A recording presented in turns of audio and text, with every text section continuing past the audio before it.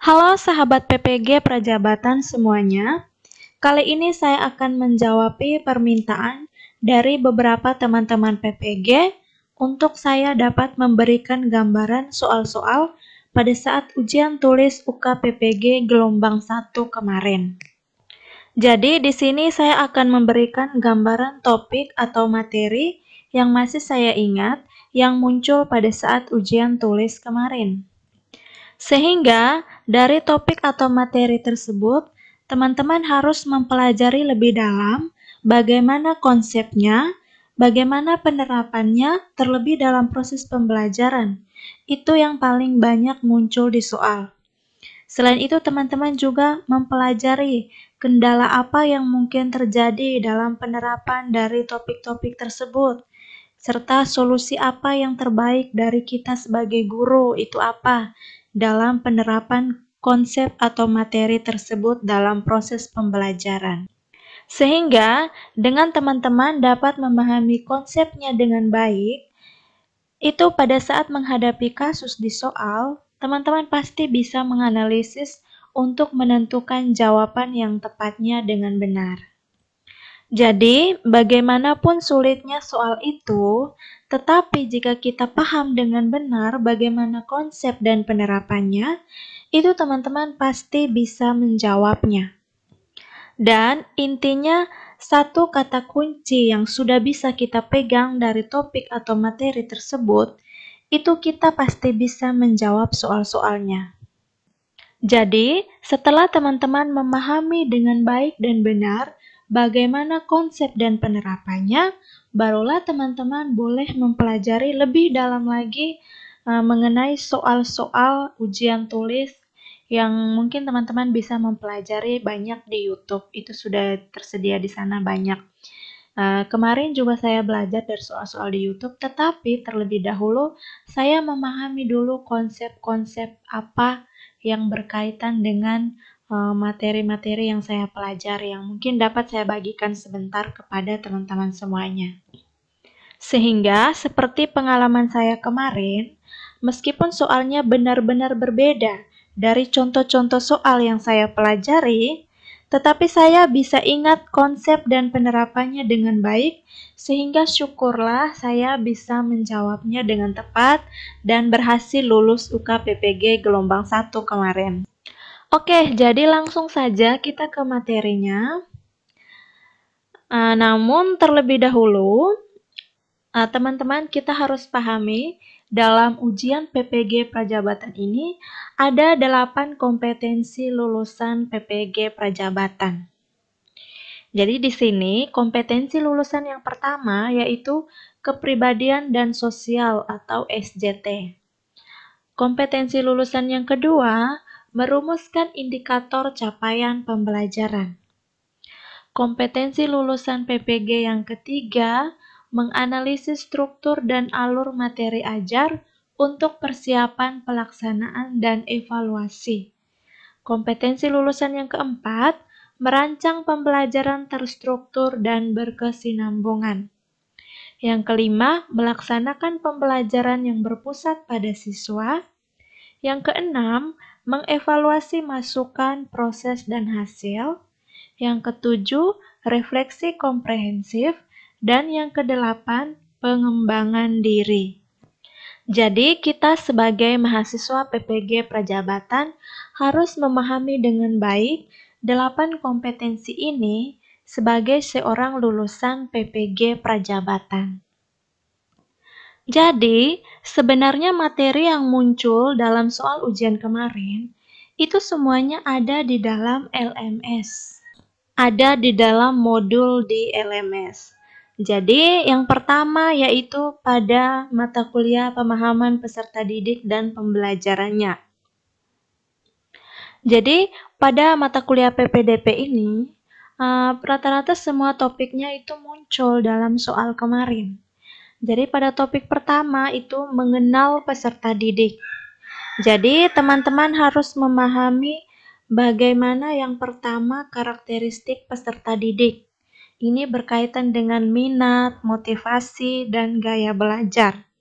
Jadi teman-teman harus memahami bahwa Setiap individu itu unik dan mempunyai latar belakang serta kesiapan belajar yang berbeda.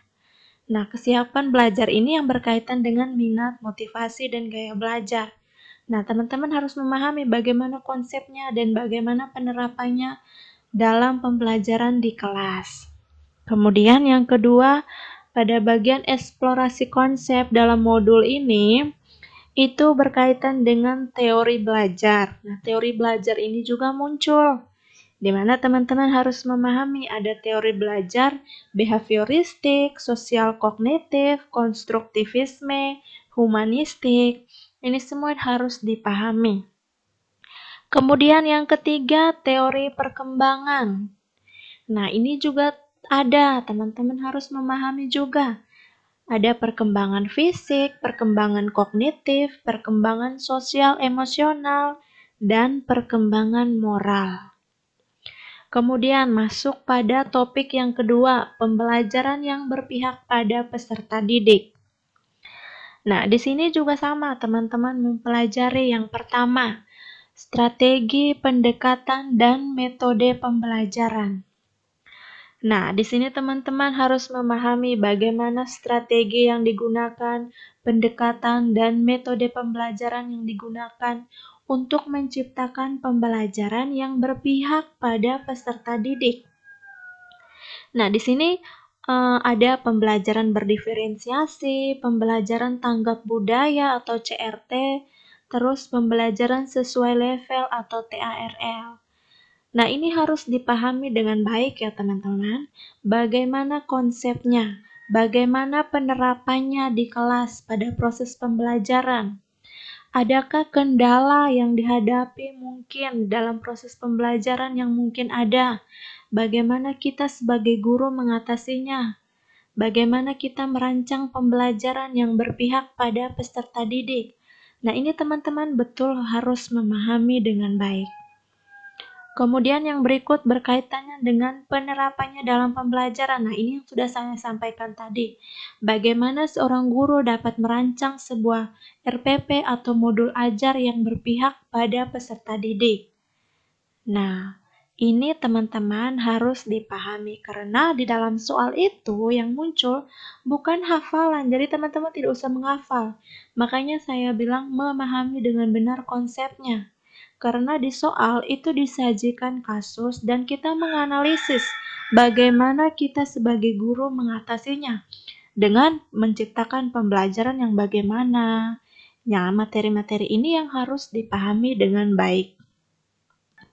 Selanjutnya pada topik 3 dalam mata kuliah PPDP yaitu praktek pengalaman lapangan 1. Nah, dalam modulnya di eksplorasi konsep kan ada tuh dibahas mengenai jenis-jenis asesmen yang diberikan pada peserta didik dalam proses pembelajaran. Nah, di sana ada dijelaskan prinsip-prinsip asesmen, kemudian jenis-jenis asesmen, ada asesmen formatif, ada asesmen sumatif. Nah, ini juga teman-teman harus dipahami karena muncul dalam soal. Bagaimana asesmen itu sendiri, bagaimana penerapannya, kapan diberikan asesmen formatif, kapan diberikan asesmen sumatif. Nah, ini teman-teman dapat pelajari lebih lanjut juga dalam modul mata kuliah PPAE 1, PPAE 2, itu juga berkaitan dengan asesmen. Jadi, teman-teman pahami dengan baik konsep asesmennya pada mata kuliah PPAE juga. Selain itu, pada asesmen ini juga berkaitan dengan evaluasi hasil belajar dan refleksi. Kapan kita melaksanakan evaluasi hasil belajar? Kapan kita melakukan refleksi pembelajarannya? Tujuannya apa? Nah, itu teman-teman pahami dengan baik ya. Kita lanjut pada topik yang keempat, yaitu lingkungan belajar yang aman dan nyaman bagi peserta didik. Nah, ini juga muncul, di mana lingkungan belajar itu kan ada 3 menurut Ki Hajar Dewantara, yaitu sekolah, keluarga, dan masyarakat. Nah, teman-teman pahami dengan baik bagaimana konsep Tri Pusat Pendidikan itu sendiri. Nah, selanjutnya kita lihat ada model-model pembelajaran dan sintaksnya. Nah, teman-teman,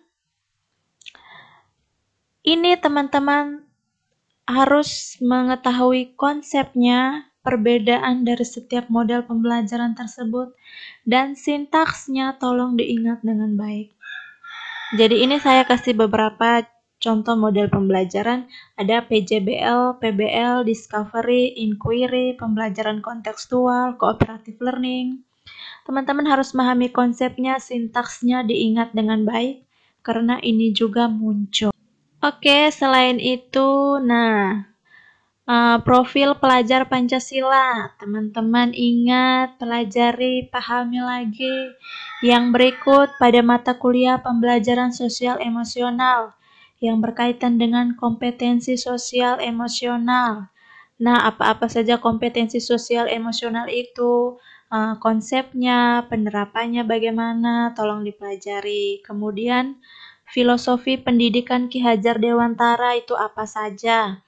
Itu dalam mata kuliah Filosofi Pendidikan Indonesia. Kemudian, pendidikan abad 21, penerapan teknologi dan media dalam pembelajaran. Ini juga kemarin ada ya. Ini dalam mata kuliah TBPP, teknologi baru dalam pengajaran dan pembelajaran. Ini teman-teman bisa mempelajari lagi.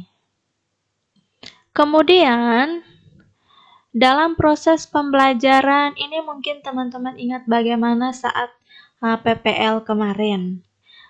Teman-teman pasti membuat rancangan pembelajaran, dipelajari lagi bagaimana merumuskan capaian pembelajaran, kemudian membuat desain pembelajaran, mulai dari merencanakan pembelajaran, bagaimana pelaksanaannya, bagaimana penilaian atau asesmennya, serta bagaimana model atau pendekatan yang digunakan, terus evaluasi dan refleksi hasil belajarnya, bagaimana penerapannya dalam proses pembelajaran. Nah, ini semua teman-teman diingat, dipahami, dipelajari lagi dengan baik. Nah, semuanya ini pada intinya bagaimana seorang guru dapat menciptakan pembelajaran yang berpihak pada peserta didik. Seperti pendekatan atau model apa yang digunakan, bagaimana pelaksanaan evaluasinya, bagaimana refleksi hasil belajarnya. Ini teman-teman memahaminya lagi dengan baik ya. Oke, jadi dari semua konsep ini, teman-teman mempelajari lagi bagaimana implementasinya dalam pembelajaran di kelas. Kemudian teman-teman pelajari juga materi dari jurusan teman-teman, atau mungkin teman-teman bisa ingat kembali materi-materi mungkin saat teman-teman melaksanakan PPL, karena misalnya itu keluar, mungkin begini maksudnya. Jadi misalnya saya jurusan IPA, berarti soal-soalnya itu menjurus ke mata pelajaran IPA begitu. Jadi disesuaikan dengan jurusan yang kita ambil. Tetapi yang saya ingat kemarin kayaknya ada 1 atau 2 soal yang menanyakan tentang mata pelajaran IPA gitu. Ada. Jadi tentang konten sesuai jurusan kita juga ada muncul beberapa soal. Oke, jadi demikian yang bisa saya bagikan kepada teman-teman semua. Untuk jumlah soalnya itu kemarin ada 82 soal. Jadi ada 80 pilihan ganda. Di situ terbagi menjadi sekitar 40 pilihan ganda sederhana dan 40-nya lagi pilihan ganda kompleks. Dan ada 2 nomor soal esai. Jadi soal isian ini itu berkaitan dengan persoalan yang ada di sekolah, terus bagaimana solusi yang akan kita ambil sebagai seorang guru. Jadi esai 2 nomor itu ini jumlah katanya terbatas. Dan ini mungkin berkaitan dengan soal bidang sesuai jurusan kita. Oke, jadi ini saja yang bisa saya bagikan kepada teman-teman. Semoga dapat bermanfaat. Jadi setelah teman-teman memahami konsep ini, teman-teman bisa mempelajari banyak latihan soal, mungkin di YouTube itu sudah banyak.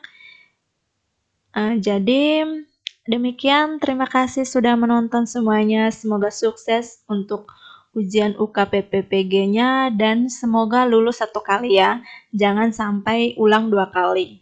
Jadi belajar dengan tekun, semoga teman-teman berhasil semuanya dan 1 kali lulus ya. Amin. Terima kasih.